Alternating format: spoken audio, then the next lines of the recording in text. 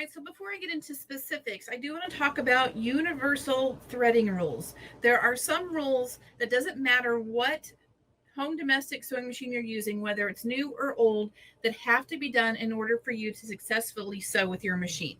Okay, so number one, your presser foot is always going to be up when you're threading your machine. That's this lever back here that raises your presser foot up and down. And what happens is when you raise your presser foot up, it is actually opening up the tension discs, and I will show you this in a vintage machine, but it's actually opening up the tension discs that are right in here. And in fact, on this machine, you won't be able to see it with the camera, but when I lift the presser foot up and down, I can see the tension discs. I can just see light changing where they're opening and closing. So when you put your presser foot up, it opens the tension discs, and then when you thread it and put your foot down, it closes the tension disc. That's what puts proper tension on your upper thread, and that's what this dial does. So first universal rule is you have to thread your machine with the presser foot up. Otherwise, you're going to have tension issues, thread nesting, all kinds of issues. All right. Number two is you have to hit every single thread guide on this path.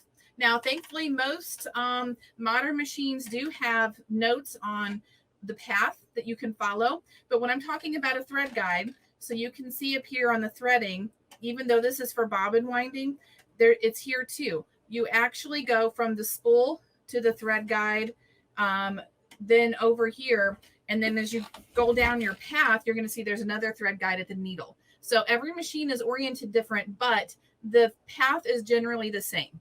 As long as there is a thread guide, your thread must go through it. So rule number 3 when threading your machine is that you have to make sure your thread makes it into the take-up lever. Now, it's a little harder to see in this machine because a lot of our modern machines, this stuff is behind plastic. But as I'm turning the hand wheel, you can probably see that piece of silver moving in there. That is called the take-up lever. What happens is when you're sewing and your needle goes down and it's coming back up, you can see they kind of move in opposite directions. Between that and the tension up here, that obviously pulls the thread up, but it keeps your threads from snapping. So if you miss this, your thread's not going to work properly.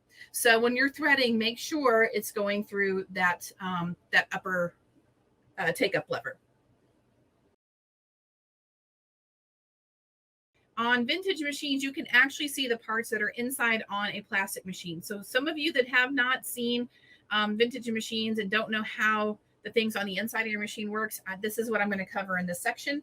So first I want to talk about, this is a huge enigma. People ask all the time why it's important that your presser foot be up when you're threading and down when you're sewing. And it's beautifully illustrated in here because you can see everything that's happening. So let me zoom in here. And right now the presser foot is down. So when we're threading, we're going to lift up on the presser foot, and it's going to be very small movements. But what you're going to see when we put the presser foot, let me put it back down. When the presser foot is down, what you see in here is this little lever. And when I put the presser foot up, it moves forward. And this little piece here hits a little pin inside there. It's probably really hard to see. But what you can see is you can see movement up here in the front. That's your tension discs opening and closing. Let's see if I can get a good angle. So if you can see that movement, this little gold piece is moving. Now right here, see there's some wiggle room. And now if I drop the presser foot, there's no wiggle room. So that's why it's really important for your presser foot to be up when you're threading. The other piece is the take-up lever here that we talked about. When you turn the hand wheel, that's the piece that goes up and down. And it does thread slightly differently on most vintage machines. So let's go through the threading process.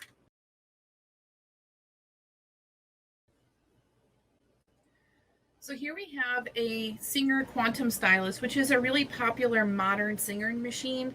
And I want to show this one because there are numerous brands and designs that are very similar to this. If you look up here at the top, you still have thread guides and things, but they look a little different. So I wanted to walk through proper threading of this machine. So we're going to first put our spool on the thing. Now with this machine gives you a couple options. I almost never use this tilted because it's going to pull it back down anyway, really. But you can get your spool on there, and typically you want it so that the thread is coming from behind to the front. I don't know if that makes sense, but you can see it's wrapping this way. So I'm going to get this on there. And if you have a spool cap, it's good to use. This machine doesn't have one with it. Don't think it'll be a problem. But you're going to go through, and thankfully, most of these machines with these plastic guides have actual images, which the camera is probably not going to pick up, that tells you what you need to do. So you're going to hold some tension here, and you're going to go through the first thread guide. It's going to wrap around through this other thread guide. It's going to come down. Now, these are your tension discs in here that we talked about. You're going to continue to bring your thread down. I do like to keep some tension up here so you're not just pulling lengths of thread through, but you're going to follow down. And on every machine like this, you're going to loop back up. And this is going to take it through the tension discs. There is a check spring, what they call a check spring back here behind this. And you can actually feel it spring a little bit. If you hold tension with your right hand and pull on this a little bit, you might be able to feel a little bit of a spring give there. And you're going to continue back up and feed thread over here on your right hand as you need to. And you're going to loop back around. Now, make sure, again, your needle is all the way up, but you're going to see, you can't see it, but there is an upper, what they call an upper looper. It's the metal piece. I don't think this snaps on. It's the metal piece that goes up and down on the machine, but on these plastic machines, you can't see them. And then you're going to come all the way back down. And I don't have a presser foot on here, but that's not going to matter for threading. But now we're all the way down here. Before I thread through the needle, what I like to do to make sure we hit these tension discs, remember your presser foot is up. I'm going to hold my thread with my left hand, put the presser foot down, and then you should not be able to easily pull this thread. You don't want to yank on anything, but pull it and make sure there's resistance. If there's resistance, like you can't easily pull this, that means your thread is locked into the upper tension disc the way they should be. Now, if I release this and pull on it, you can see the thread moves pretty easily. So do that every single time, and that's going to save you frustration. If you're getting loops on the bottom of your fabric or thread nesting, it's typically because there's an issue where either you missed, you might have thread with your presser foot down, or something is happening up here that it's not getting proper tension. So now that we're down here at the end, we're going to go through, if you have any thread guides, machines are different. This one has a little tiny thread guide right here at the needle post. Some of them have them on the side, but you're going to go through, you have to use that thread guide. Otherwise, you're going to have broken stitches and some issues. And now I'm going to clip my thread, and I'm going to take it through the needle. And that's how you thread the upper thread on this machine. So I have a Brother SQ9285 here, which is one of a million different variations that Brother has put out. So this will cover a huge number of machines that are set up similarly. It doesn't really matter the brand and the model. I just want to give you different examples of thread guides and how it looks different. But if you follow this concept, you'll start to notice where all the thread guides are on your machine and how the path works. So we're going to start with our thread up here on the spool. If your machine has the spool back here on the back right, regardless of whether it's down here or up here, you're always going to have a thread guide that draws it over to that first point.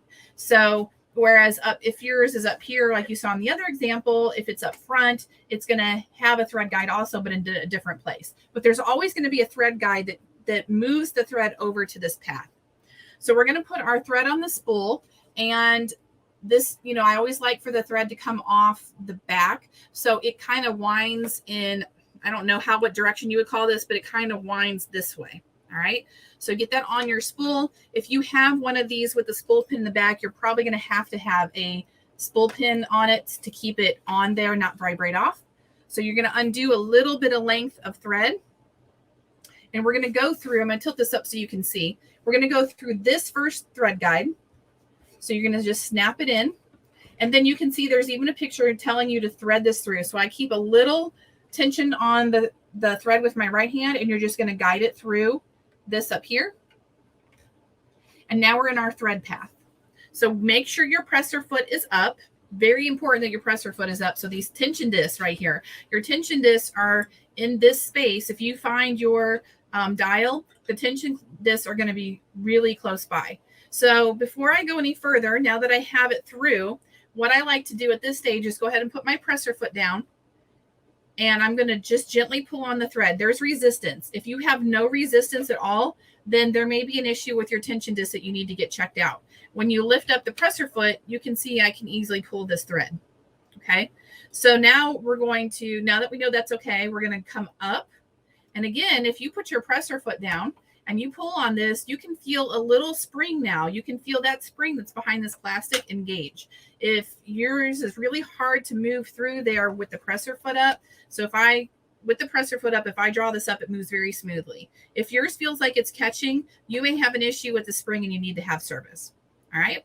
So on our next step, we have the needle bar in the upper position, and you can see there's a take-up lever. The camera is probably not going to pick that up, but in the demonstration, I showed you the take-up lever. As long as you loop around what you see in there, you're going to hit that take-up lever.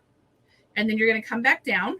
And again, we have that last thread guide right here at the needle. Almost all machines have a thread guide at the needle. There's a few exceptions in the Singer family especially, but almost every machine I can think of has some type of thread guide at the needle. And it's very important that you hit that.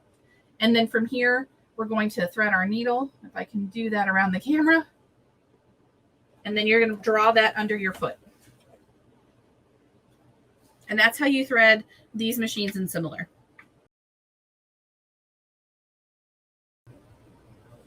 So I want to give you a demonstration on what this looks like inside of a machine.